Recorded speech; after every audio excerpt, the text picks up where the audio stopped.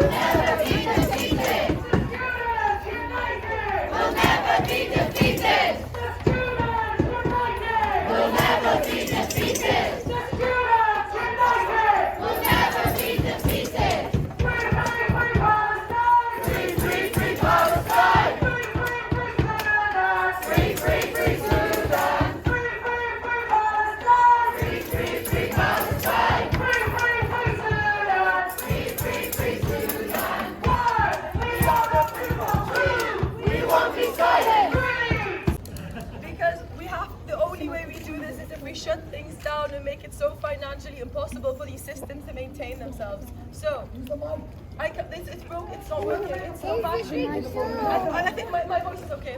You can all hear me, right? Okay. The occupation! Shut it down! No, you shut it down with arms. Don't shut it down. Okay. The occupation! Shut it down! The occupation! Shut it down! Si je presse! Shut it down! Si je presse! Shut it down! Si je presse! Shut it down! Shut it down! Shut it down! Shut it down! Zionism! Shut it down! Zionism! Shut it down! Zionism! Shut it down! Shut it down! Shut it down! Shut it down! Complicit Uni! Shut it down! Complicit Uni! Shut it down! Complicit Uni! Shut it down! Shut it down! Shut it down!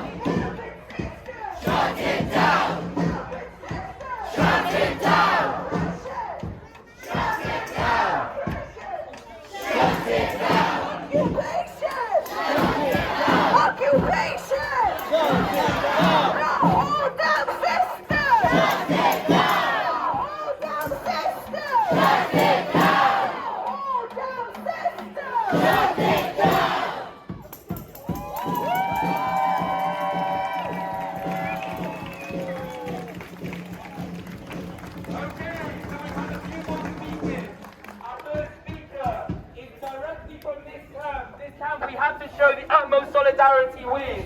So I can introduce Sarah from the Cardiff Students Encampment.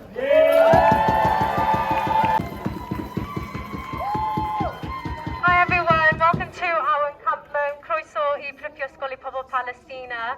This is the student encampment here at Cardiff.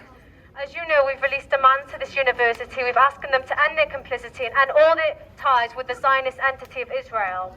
We just want to thank the community sincerely because we could not have done this without you. We couldn't have done it without the donations and the endless support, people coming out every day to support us, to keep our morale high. We just really want to thank you. Diolch.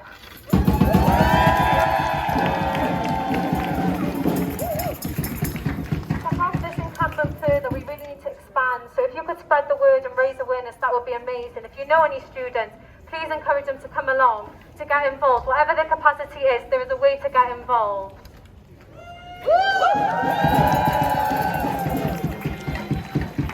We need to put pressure on this university and all other universities and all other institutions which insist on keeping ties with the Zionist entity of Israel. We cannot allow them to use student tuition fees to fund this genocide. We cannot allow them to continue their complicity without being held accountable. They are so tied to this. They take so much effort and consideration into taking care of their reputations, into building up their names, and yet they want us to be silent as they continue to fund this genocide.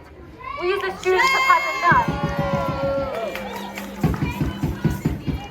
Shame on Cardiff University. Shame on Cardiff Met, USW, Aberystwyth University, all of these Welsh universities that insist on funding genocide right here from Wales. They have ties to weapon manufacturers. Even their library systems rely on Israeli technology.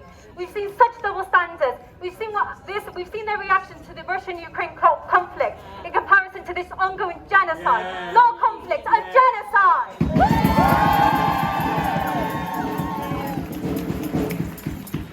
Thank you all for coming out. Thank you for coming to our encampment. Please, once all the speeches are done, have a look around, enjoy the food, speak to the students, and please raise awareness and help us because there's so many ways to get involved, and we've seen that through the support of the community, the ongoing support. So thank you so much.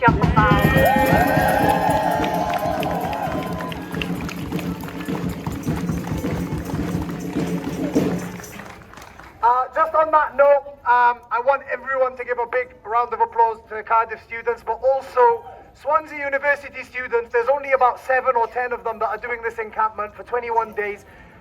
The university have disclosed that they have 5 million in Barclays, and they have a meeting on Monday where they are positive that the university are going to divest their funds from Barclays.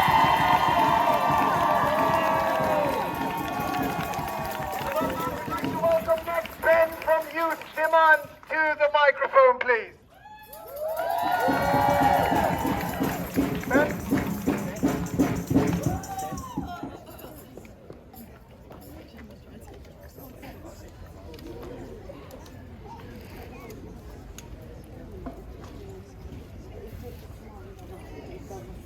So, in 2024, we get to live and live stream, watch a genocide happening, not only in Palestine, in Sudan. Countries, and we don't even, the government here, and in every Western country, hasn't just said nothing. They are actively supporting these ongoing genocides. This is a crime, it's disgusting. They've made their decision. This won't be the first genocide we get to live stream watch in our lifetime, right? This all comes back down to our broken political system.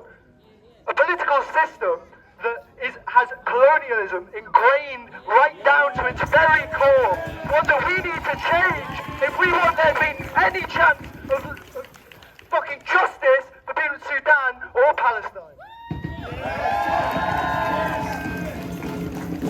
We need to move into civil resistance, and that's what we Youth Demand are doing. We're calling for a two-way arms embargo on Israel, and so as we speak now, people in London, like earlier, are not leaving the road. They're staying there. And it's going to happen again on the 22nd. And this isn't going to stop once Keir Starmer gets into government. He's complicit in this as well. Now, for saying what I just told you there, two of my friends got arrested for that on Instagram, right? Why arrested? I don't know. But we need to stand up and stop all the future genocides as well. The time for action is now. Yes. Thanks.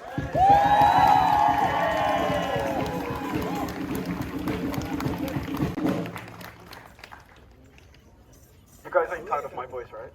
No?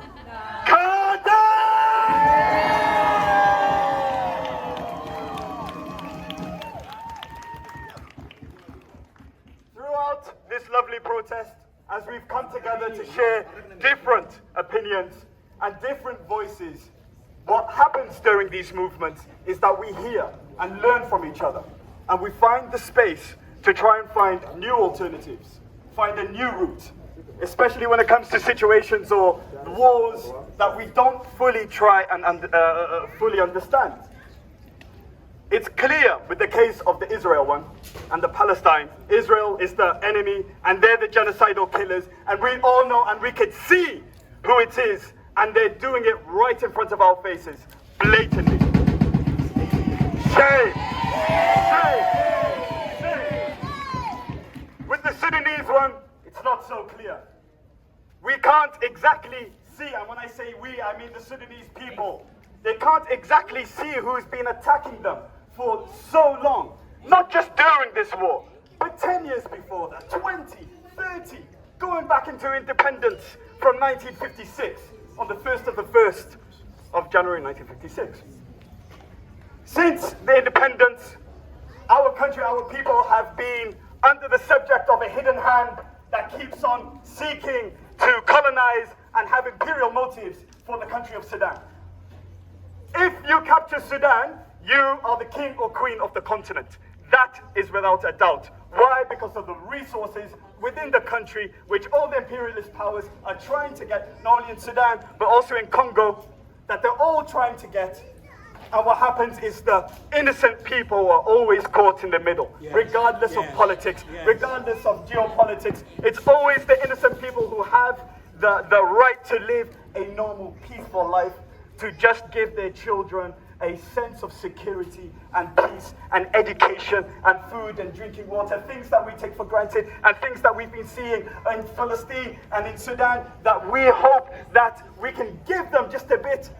But every single little water drop that comes out of our faucets, we keep on forgetting, whereas other people in the world would fight for that drop.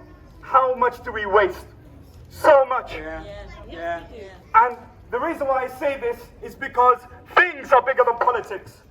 When you have states collapse to the point that people have no basic necessities or no any sort of medications or the way to live a life, a good quality of life, scary things happen. When we see what's happened in Gaza, the way they've been trying to clear it out, we've heard of these mushrooms that popped up and, thank God, actually gave these Israeli soldiers a worth of their money with diseases. But that's just a good example. How about in a country as big as Sudan, formerly the first biggest country in Africa, the country that gained independence first amongst its African brethren, and yet at the moment it's collapsing in a way that we've never seen before. Last week there was an oil refinery that blew up, and it was the largest one in the country, a Janjaweed refinery. This refinery produces all the oil that we don't need, but it produces and releases sulfur dioxide. Last week, this was under attack and it blew up. Experts now warn that acid rain is on the way for the people in Sudan. Acid rain, something you may have read in GCSEs, is an actual real thing for some people around the world. Not only does this war need to stop, because forget the politics and forget whose side it is on. When state collapse happens, horrible, horrible things occur. Right now, because it's El Nino with climate change, there's more rains, more temperatures. Because of that, in Uganda, it's poured more rain than ever before. The Ugandan government had to open their dams.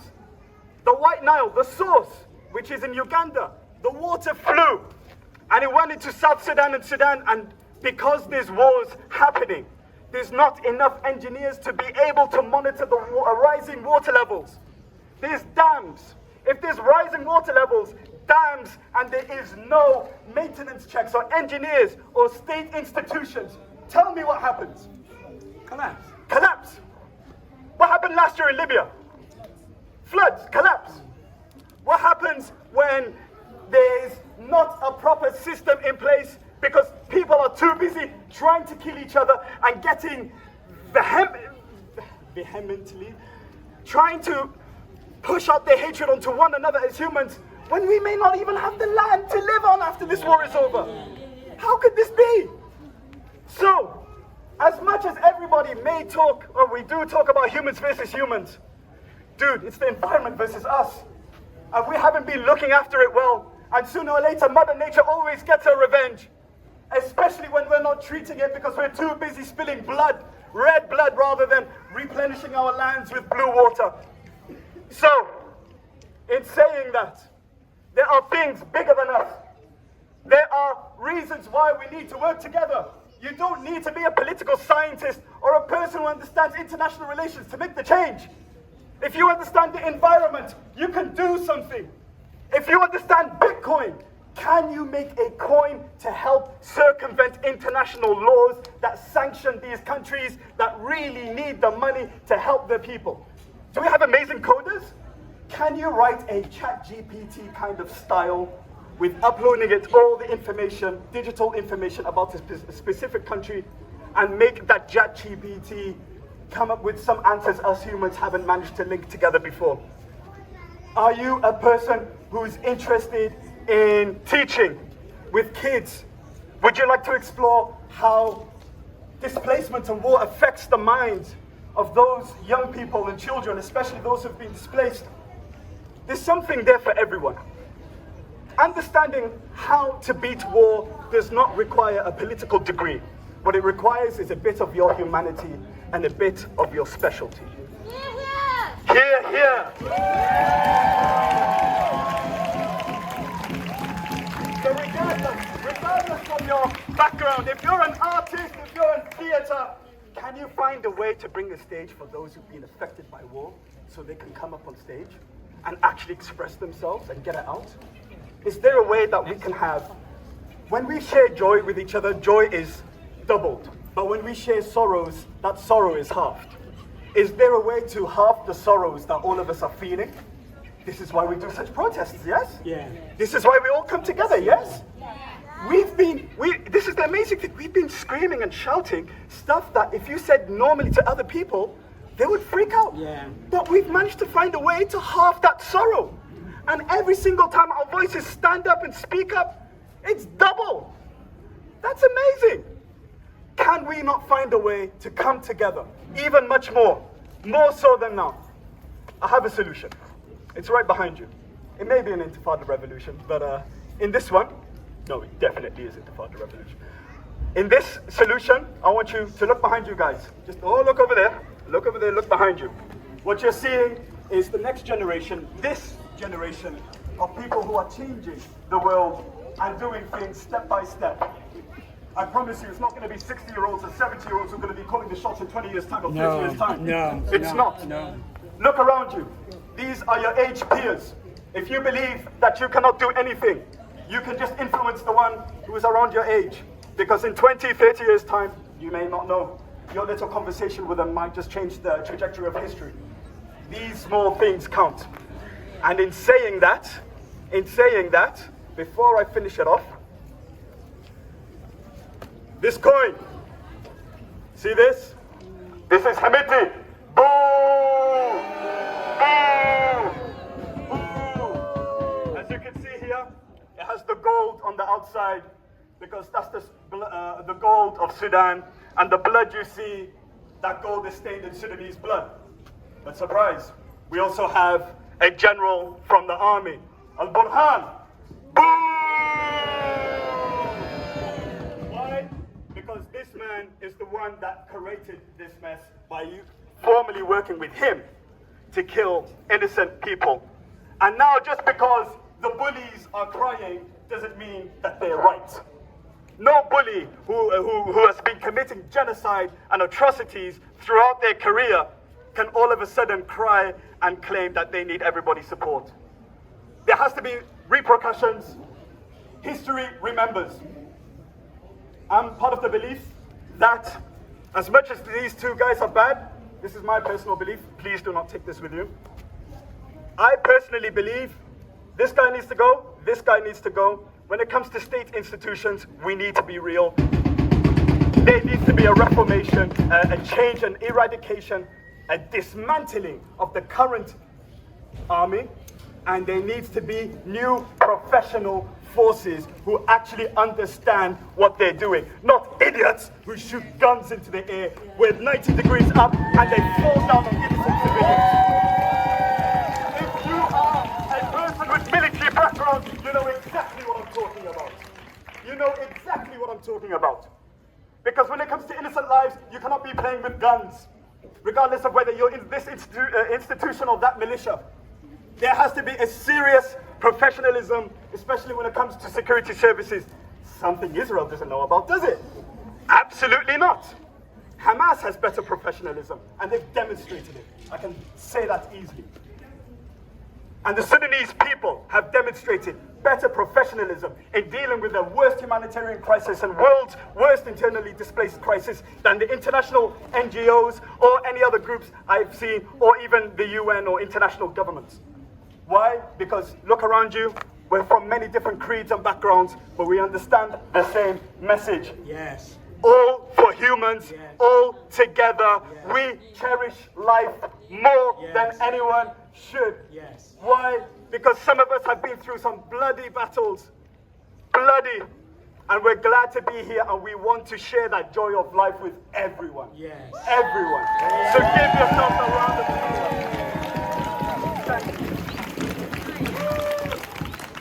You can see I'm sweating. So I'm going to end it here. But before I go, please have some tea, have some sandwiches, have a chat with the students behind you. That might just change a few of your minds. And yeah, from Gaza to Darfur.